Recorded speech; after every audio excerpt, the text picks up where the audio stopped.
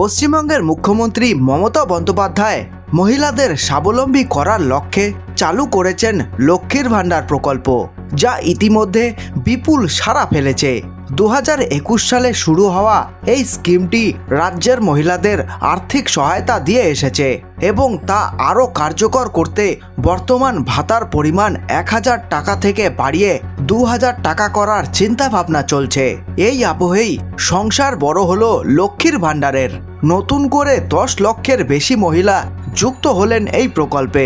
আরও প্রায় 10 লক্ষ মহিলা পাবেন লক্ষ্মীর ভাণ্ডার প্রকল্পের সুবিধা। এপ্রিল মাসের দুয়ারে সরকার শিবিরে লক্ষ্মীর ভাণ্ডারের জন্য জমা পড়েছে প্রায় 11,16,000 আবেদন। তার মধ্যে প্রায় 10,39,000 আবেদন অনুমোদন পেয়ে গিয়েছে বলে নবান্ন সূত্রে খবর। আগামী বুধবার নবান্নে সব দফতরকে নিয়ে এক পর্যালোচনা বৈঠকে বসছেন মুখ্যমন্ত্রী মমতা বন্দ্যোপাধ্যায়।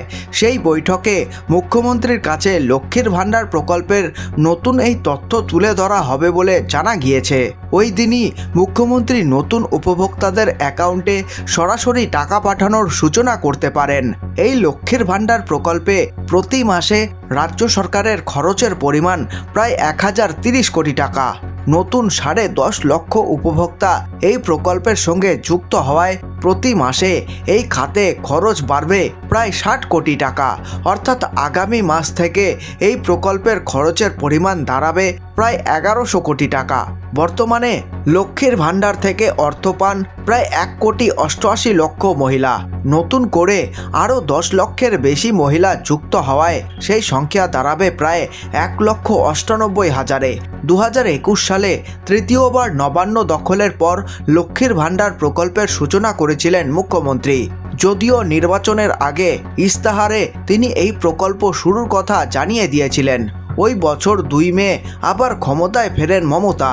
5ই মে মুখ্যমন্ত্রী পদে শপথ নিয়ে জানিয়ে দেন এই প্রকল্পের বাস্তবায়নের কথা। ওই বছরই সেপ্টেম্বর মাসে নেতাজি ইন্ডোর স্টেডিয়ামের এক অনুষ্ঠানে লক্ষ্মীর ভাণ্ডার প্রকল্পের সূচনা করেন তিনি। বছরের বিভিন্ন সময় রাজ্য জুড়ে বসে দুয়ারে সরকার শিবির। সেই দুয়ারে সরকার শিবির থেকেই আবেদন করা যায় লক্ষ্মীর ভাণ্ডার প্রকল্পের জন্য। 1 এপ্রিল থেকে শুরু হয়েছিল এবছরের দুয়ারে সরকার শিবির। সেই শিবিরেই লক্ষ্মীর ভাণ্ডার প্রকল্পের অর্থ পেতে বিপুল পরিমাণে আবেদনপত্র জমা পড়েছিল। এক সরকারি আধিকারিকের কথায় এই প্রকল্প খাতে বার্ষিক খরচ বেড়ে দাঁড়াচ্ছে প্রায় 13,200 কোটি টাকা। গত এপ্রিল মাসে একটি বিজ্ঞপ্তি জারি করে নবান্ন জানিয়ে দিয়েছে, ব্যাংক অ্যাকাউন্টের সঙ্গে আধার লিঙ্ক করা থাকলেই লক্ষ্মীর ভাণ্ডার প্রকল্পের সুবিধা পাওয়া যাবে।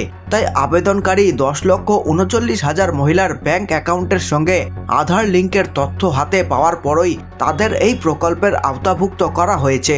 যাদের আবেদনপত্রে এই বিষয়ে ত্রুটি ধরা পড়েছে তাদেরকেই বাদ দেওয়া হয়েছে। এই খবরটি ভালো লেগে থাকলে লাইক করতে পারেন এবং আপনাদের মূল্যবান সময় দেওয়ার জন্য ধন্যবাদ। আপনাদের দিন শুভ হোক।